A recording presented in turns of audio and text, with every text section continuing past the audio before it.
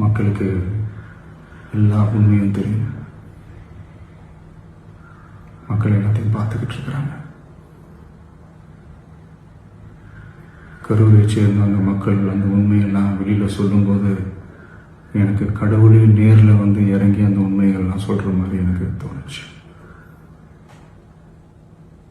சீக்கிரமே எல்லா உண்மைகளும் வெளியில் வரும்.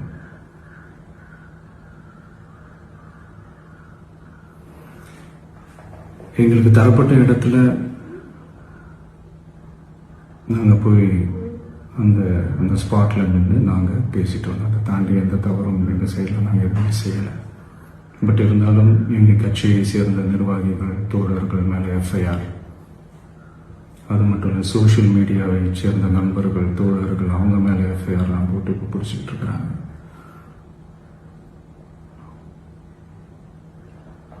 CM sir,